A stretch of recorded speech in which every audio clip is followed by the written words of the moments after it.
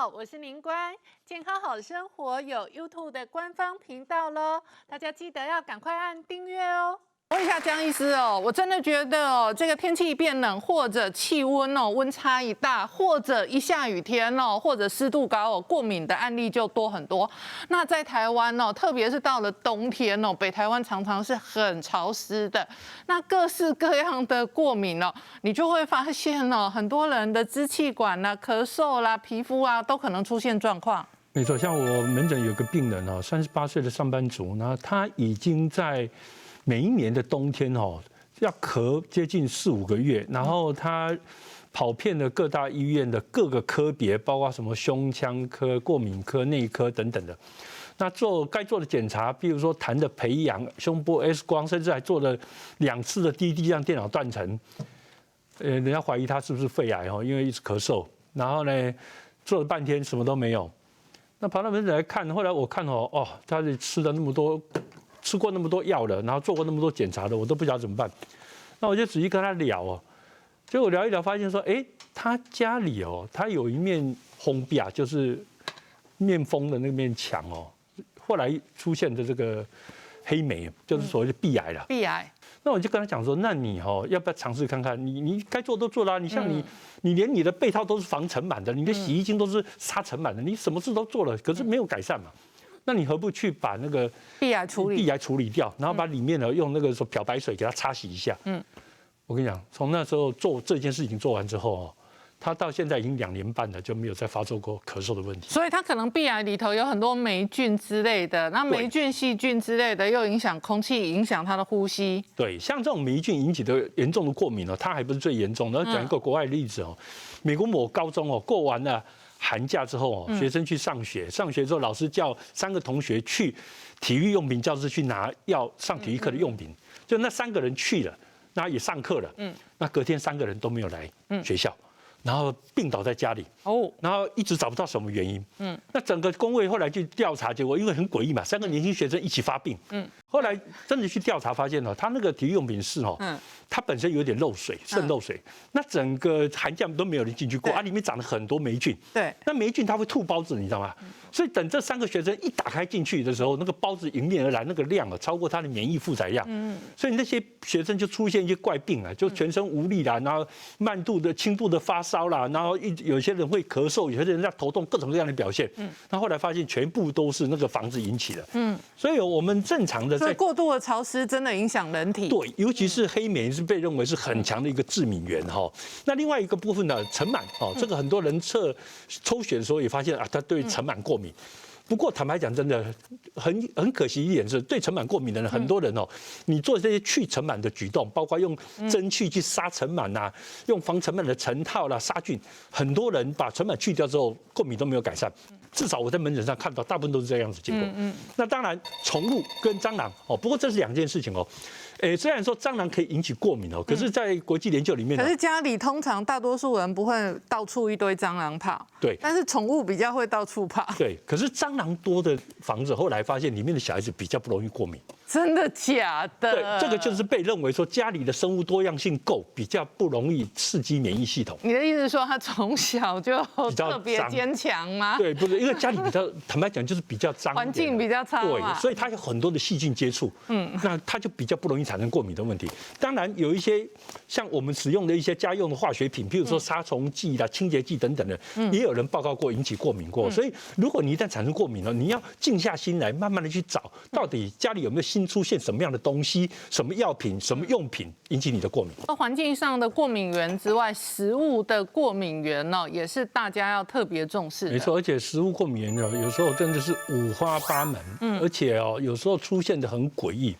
像我在门诊呢看过一个差不多50、60岁，你看那50、60岁活多久？他吃过多少东西了？最后来查了半天，从食物日志就请他把连续1个月的每一餐吃的东西都拍下来，记录下来。对，然后现在还好，手机真的是很方便了，没有手机以前都要用手写的。把它拍下来之后，对比他发病的时间你就发现说他居然对茄子过敏了。OK。那我也觉得很奇怪，那么大的人，你吃过多少茄子？怎么现在才对茄子过敏？所以现在有一个问题，就是到底他是对茄子本身过敏，还是茄子身上的其他的东西过敏，或者料理茄子的其他调味料？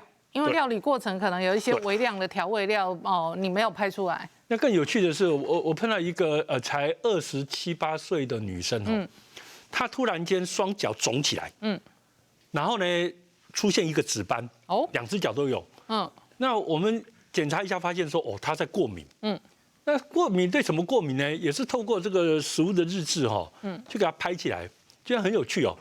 她发现这个脚会肿起来，发现这个紫斑的情况是在她固定跟她家旁边的一家卖虾子店买虾子的时候才会发生。她妈妈自己煮给她的虾子从来没有这个问题。所以现在回到一个问题，就是说对虾子过敏本身不是单纯的对虾子过敏，有可能3个可能嘛。少数人是对虾子的蛋白质过敏，不过这种人是吃所有虾子都过敏。可是有2类的是比较难防的，一种是对什么不新鲜的变性蛋白过敏，因为虾子腐败的很快。那最糟糕的是，像他的情况，我比较认为是什么？因为他那个店在卖的虾子也不是不新鲜的虾子啊。最大的可能是什么？加的所谓的添加物啦。你要知道，虾子很容易加虾酰，虾酰是亚硫酸钠，亚硫酸钠本身是一个致敏源。所以我们认为他可能是吃了那一家的虾酰的添加物才过敏。事实上后来戒指他去买那一家的虾子之后，他吃别人的虾子一直没有出什么问题。所以可能某一家海产店、海鲜店，他卖的海产，他可能为了保鲜，然后为了让它卖相漂亮，然后他可能有一些添加物。所以不是说你一旦对虾子过敏，对所有虾子过敏，那不一定。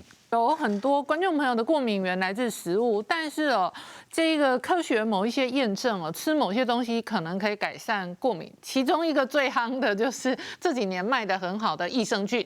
那有些小朋友的过敏确实透过益生菌的调养可以缓解跟改善。然后有些人的肠胃道的症状跟这一个容易发炎不舒服也可能透过益生菌的摄取那也可能有缓解跟改善。我们讲一个很难缠的疾病叫气喘，尤其成年人的气喘有时候会要命啊。当初国际最出名的歌星邓小姐，她不是就气喘就走了。那其实很奇怪的是气喘居然跟你的肠胃道菌相有关。美国有个很出名的节目制作人他自己气喘到不行，你知道吗？在3个月之内住院4次他以为自己要死掉了，一辈子脱离不了医院。结果他听说那个菌相跟你的这个气喘有关，他跑去那个海地，然后去人家用那个水肥浇过的田里面去踩踏，然后后来他就得了原虫，你知道吗？就是寄生虫。寄生虫上就一堆细菌，对不对？然后后来气喘它就不发作了。怎么可能？真的 ，Discovery 还帮他拍了一个片子。你去查一下，我不敢相信，很有趣那我自己在临床上有些气喘很严重的人你给他很足够的量，比如说给到2000亿的这个菌落数的益生菌，很多病人的气喘就可以被压制得很好。像我一个病人，他已经45岁，他是30几岁的时候发作的气喘，那后来就用喷剂一直控制，可是偶尔还是需要去住院。那到40几岁之后，这个情况越来越严重，住院的频率就要越来越烦，他也很担心自己有一天会在路上喘一喘就死掉。那后来我们给他大量益生菌之后，其实他的整个气喘发作就从每个月1、2次，拖成每1年1、2次。那这样至少也改善了，很明显的改善。